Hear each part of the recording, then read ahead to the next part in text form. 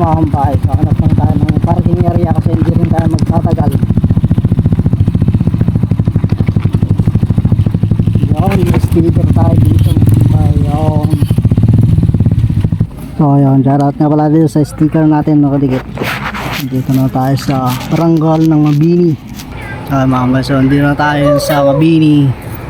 Barangay Hall ng Mabini mga kampay. So mag-charity muna tayo ngayon. So tara at samahan nyo ko dito sa loob mga kampay. So shoutout na rin sa lahat ng mga humingi kanina ng sticker.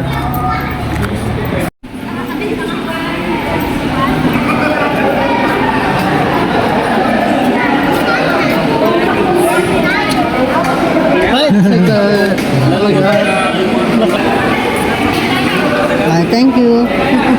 Shoutout sa BNST natin mga kampay. Sukot ako mati spoiler nan yung mawa natin may isang spoiler kahit week kan mawa casting ko Masala di old model ata sticker ko eh. Old model. Aman na mga pre. Pero pangit yun. Ngayon po ay tatawagin naman natin ang ating Vice President ng Santiago City Chapter, si Sir Mon, para ipakilala ang ating recipient.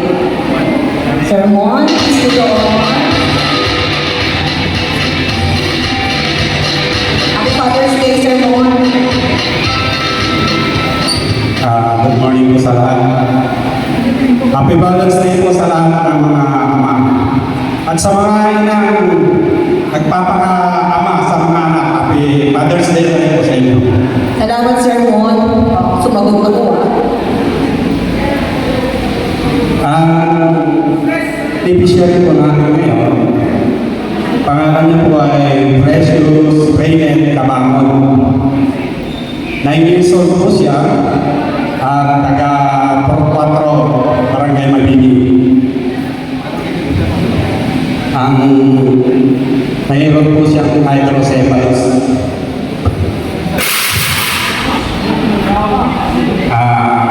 Anak po siya ni Sir Raymond Cabangon, isang tricycle driver na ngayon po, kapagkala po naman niya para siya po mag-explain kung paano ano po yung gamutan niya sa isang buwan o isang linggo kung paano. Tawagin ko po si Sir Raymond para siya magpaliwanag kung paano ang gamutan.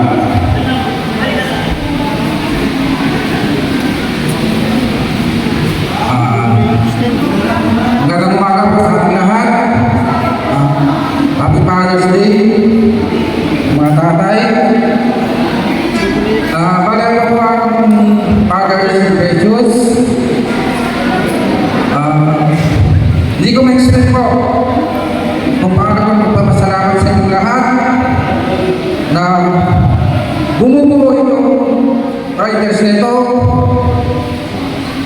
Pero ang akala ko lang naman kasi mga riders, mga namamasyal na sa mga lugar-lugar. Pero dahil kay Sir Monki, Sir Maki, the riders sa Santiago ay sila ang nag-endorse para may lahat po sa mga kagaya ng mga riders na tumutulong sa mga kagaya na may kapansanan, may sakit, na hirap po sa buhay ng kagaya po. Bali si Princess po ay matagal po namin hinintay siya. Bali, halos 20 years bago kami nagkaroon ng anak. So, sa namin ngayon ay matanda na pero bata pa ang anak. Lumabas po siya ng 2015. Nagkaroon po siya ng sakit na hydrocephalus. So sa tagal po ng kanyang mga gamutan hanggang sa naoperahan po, balik 3 beses na po siya naoperahan sa ulo. Balik kung wala po siya tinatawag na siya na nagdedeli sa utak niya na pupunta sa bato para doon iingay. Sobrang putik po sa ulo.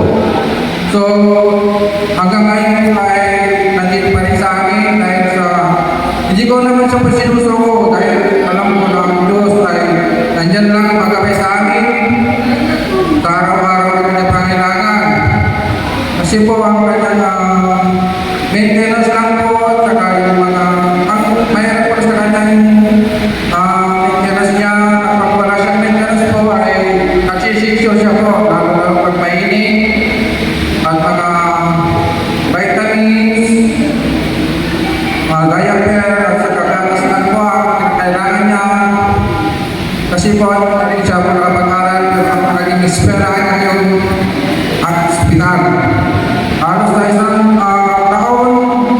hindi ko lang po makita na pabalik-balik sa ospital.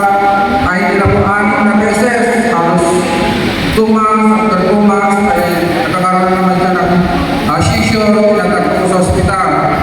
So sa hirap po ako ng buhay, kahit po na mamasada lang, halos hindi pa ako nakatulog para kumita para sa kanya. So, humingi lang po ako ng mga tulong, ng mga tulong sa kanya para sa ganun ay tuloy-tuloy po tayo na pagpuntan. So, mahirap kasi ng buhay namin lalo ngayon may nangupahan na kami. Dati po meron kami sariling bahay dahil sa kanya ay nabenta namin para na namadugtungan ng kanyang buhay. So, ngayon ay nangupahan kami. Mahirap po ang kagaya namin na ganito lang ang trabaho namin na hindi naman sapat ang kinikita. So, papasalamat ako sa inyo, lahat na riders na bubuo dito. Ganun din kay Kapitana, siya mahawak dito sa Mabini. Maraming salamat.